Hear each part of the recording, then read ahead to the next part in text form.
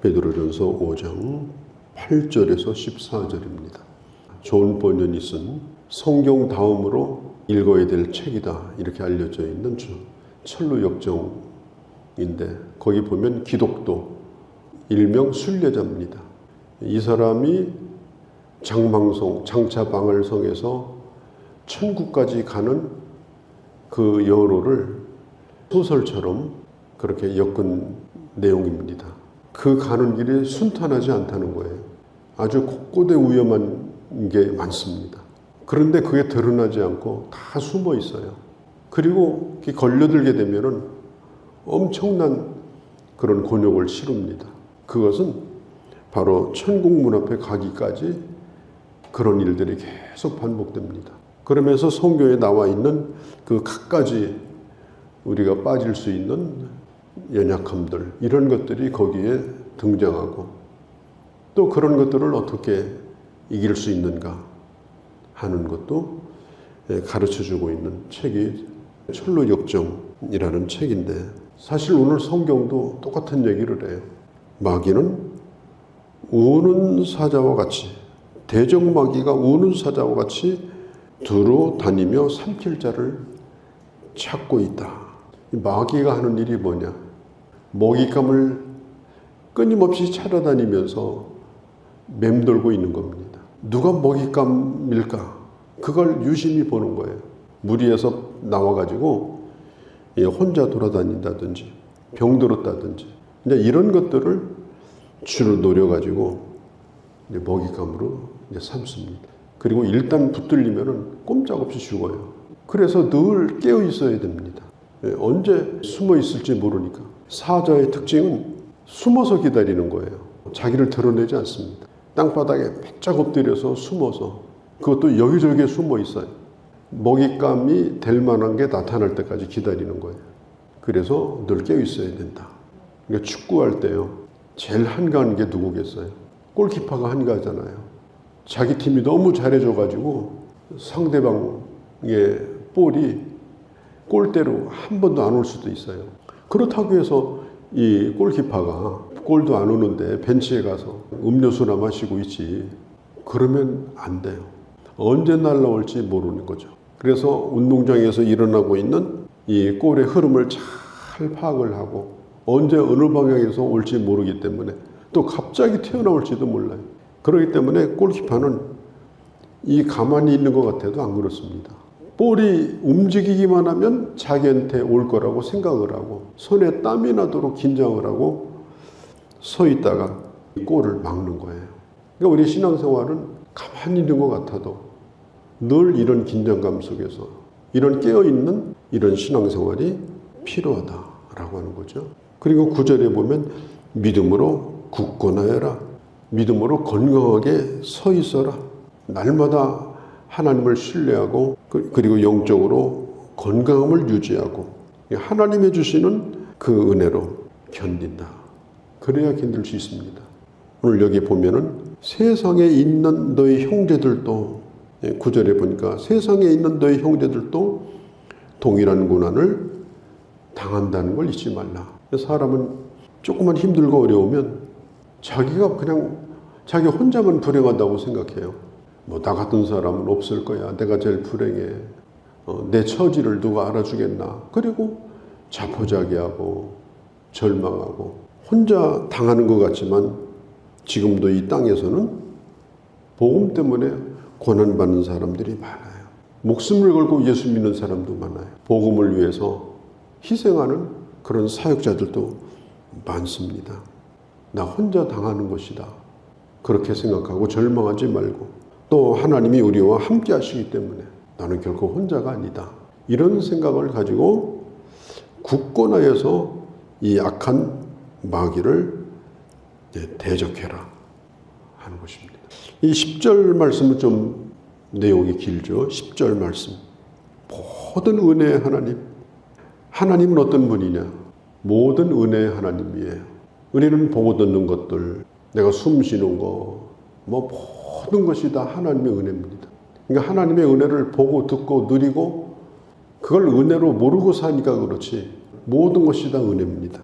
오늘 여기 보면 그 은혜의 하나님이 우리에게 은혜를 주셨는데 모든 게 은혜지만, 은혜가 아닌 것이 없지만 너희를 부르사, 하나님이 우리를 부르신 것이 은혜입니다. 부른다는 게 얼마나 귀한 거예요. 많은 사람이 취직시험을 봤는데 대기업에서 연락이 왔어요. 합격했다고, 빨리 오라고. 얼마나 감사한 거예요. 어디 좋은 학교에 시험을 봤어요. 그런데 연락이 왔어요. 빨리 학교에 나오라고. 이게 얼마나 감사한 거예요. 누군가가 나를 알아주고 나를 인정해주고 그리고 나를 불렀다. 그리고 부를 때에는 모든 걸 준비하고 불러주는 거예요. 하나님이 나를 부르셨다. 멸망의 구렁텅이에 빠져가는 우리를 주님이 우리를 불러주셔가지고 거기로부터 헤어나오도록 하신 거예요. 모든 것이 다 은혜지만 하나님이 나를 부르신 것, 나를 성도로 부르신 것, 하나님의 백성으로 부르신 것을 우리는 늘 감사해야 됩니다. 그리고 하나님이 나를 부르시는 은혜의 수단이 뭐냐? 은혜의 수단.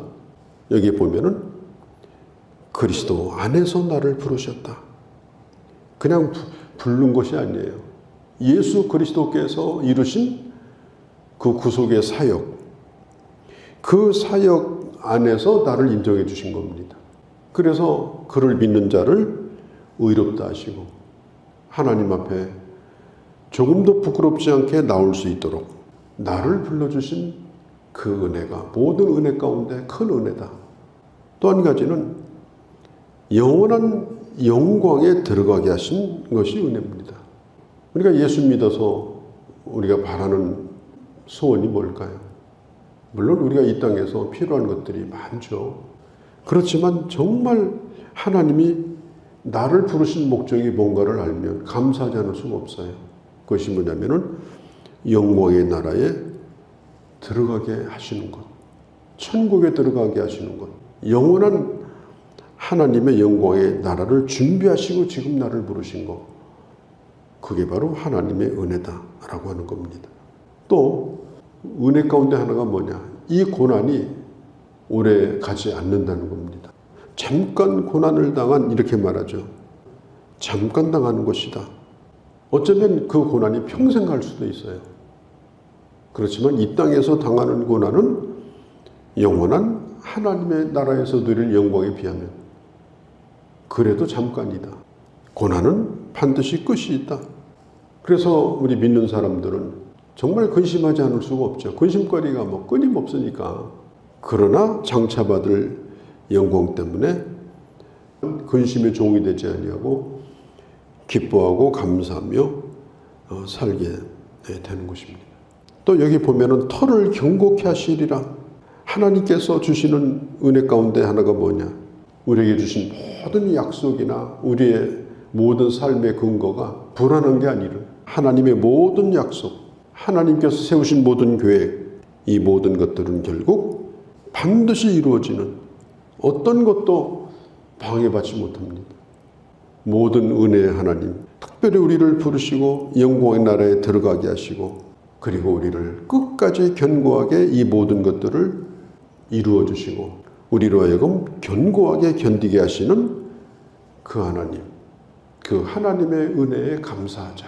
이 10절의 말씀은 우리가 좀 길기는 하지만은 우리가 깊이 마음에 좀 묵상을 해야 될 말씀 가운데 하나입니다.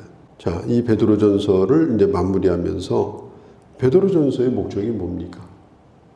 복음 때문에 나그네된 하나님의 사람들에게 나그네라 할지라도 아무렇게 살지 말고 우리는 목적이 있는 나그네, 영광이 준비된 나그네이기 때문에 이렇게 살아라. 그리고 우리가 가는 길은 주님이 가셨던 길이다. 이 고난의 길을 잘 걸어가야 된다. 이렇게 가르쳐주고 있죠.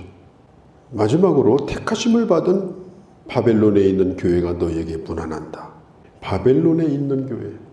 이 바벨론이 어디죠? 다니엘이 포로 잡혀간 곳이에요. 바벨론은 전혀 문화가 달라요. 풍습도 달라요. 그리고 영원히 살 곳도 아니에요. 그게 바벨론입니다. 그런데 교회가 어디에 있느냐? 천국에 있는 것이 아니라 바벨론에 있는 교회입니다.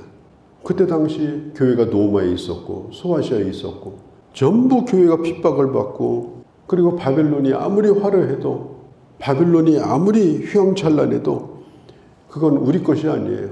교회는 바벨론의 한가운데 있지만 하나님의 교회입니다. 그리고 그 한복판에서 하나님이 주신 사명을 끝까지 잘 감당하는, 그게 바로 바벨론에 있는 교회고, 지금 오늘 우리 현실도 그렇지 않습니까? 교회가 세상에 없고 따로 모여 있다면 뭐가 문제가 되겠습니까? 세상 한복판에 있기 때문에 교회도 함께 어려움을 받고 어떤 때는 손가락질을 당하고 바벨론에 있는 교회예요. 그러나 다니엘과 같이 그 바벨론 한복판에서도 주신 사명을 잘 감당해야 된다. 그런 의미에서 바벨론에 있는 교회다. 그리고 마가가 특별히 문안을 한다고 합니다. 교회 가운데 이 마가를 베드로가 거명을 해요.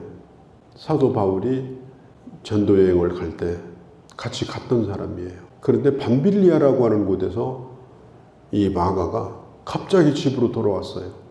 바울에게 얘기도 안 하고. 왜 돌아왔는지는 아직도 잘 몰라요. 그냥 이유 없이 돌아온 거예요. 제가 소아시아를 갔을 때 그때 밤빌리아 지방을 지나가면서 산이 너무 험해요. 그래서 산길로 쭉 올라갔다가 이제 내려가는 그런 길인데, 제가 무슨 생각을 했는가 하면, 만일 그때 당시 바울과 이 마가 이런 분들이 이 산을 다 걸어서 다녔으니까 얼마나 무서웠을까. 그때는 길이 있었겠습니까? 그래서 아마 이 마가가 그래 슬쩍 거기서 빠져나와서 도망간 것 같아요. 이런 일 때문에 많은 그 팀에 어려움을 주었습니다. 그렇게 하다가 이제 다음에 전도 여행을 가려고 하는데 바울과 바나바가 같이 갔거든요. 그런데 이 마가가 누군가 하면 바나바의 조카예요. 바나바가 자꾸 이 마가를 데려가겠다는 거예요. 바울은 내 눈에 흙이더라도 이 마가는 안 된다. 그래서 바나바하고 헤어졌어요. 근데 바나바하고 결별한 원인이 마가예요. 참 이렇게 끝이 나는 줄 알았는데 마가를 베드로가 거두어줍니다. 예수님의 수제자인 베드로가 그래가지고 자기 비서로 삼아요. 그리고 오늘 성경에 있는 대로 지금은 사랑하는 자기 아들이라고 부를 정도로 이 베드로에게 있어서 가장 그런 중요한 사람으로, 끝까지 동역자로 이 베드로 곁에 있었던 사람이 마가입니다. 그러니까 참 절대 그 사람하고는 함께 할 수 없다. 그래서 사도들이 싸워서 막 헤어질 정도로 문제가 됐던 사람인데도 또 하나님께서 계속 또 함께 하시니까 그런 사람도 변화가 되고, 그래서 나중에는 이 마가가 베드로를 모시면서 다 얘기를 들었어요. 그래가지고 쓴 게 바로 마가복음이에요. 그러니까 마가복음은 베드로의 말을 받아 적은 겁니다. 그러니까 이런 걸 보면 참 이 한 사람이 하나님의 사람으로 세워져 가는 것이 순탄치는 않지만 반드시 또 사용을 하신다. 그리고 사람은 변화된다. 엊그제 그 사람이라고 단정을 짓지 말고 하나님이 함께 하시면 어떤 사람이든지 변화하여서 그 사람을 그대로 또 쓰신다 하는 걸 가르쳐주고 있고, 나중에는 이 바울도 마가를 받아들여 줬습니다. 좀 마가도 같이 왔으면 좋겠다. 마지막 순교하기 직전에 이제 그런 말씀을 하기도 했습니다. 오늘 이 베드로전서를 마지막을 보면서 우리 나그네 된 하나님의 사람들, 이 베드로전서는 참 소중한 말씀입니다. 계속해서 틈날 때마다 한번 반복해서 읽으시고 또 교훈을 받고 이 말씀을 통해서 늘 새 힘을 얻는 그런 은혜가 있기를 바랍니다. 거룩하신 우리 아버지 하나님, 오늘도 저희들을 사랑하셔서 오늘 이 아침에도 베드로전서의 말씀을 이렇게 은혜 가운데 마지막 시간을 볼 수 있도록 은혜 주셔서 참 감사합니다. 모든 은혜의 하나님, 모든 것이 다 하나님의 은혜고 또 내게 주신 특별한 은혜가 무엇인가를 잊지 않게 하여 주옵소서. 그리고 내가 오늘 받는 고난이 나 혼자 받는 것이 아니라 많은 증인들이 있고 앞서가는 자가 있고 이미 그 길을 갔던 분들이 있음을 알고 우리도 그 길을 부끄럽지 않게 당당히 걸어가는 그런 은혜도 베풀어 주옵소서. 이 아침에도 저희들의 기도를 들어주시고 오늘도 하나님의 응답이 있는 복된 날이 되게 하옵소서. 우리 주 예수님의 이름으로 기도하옵나이다. 아멘.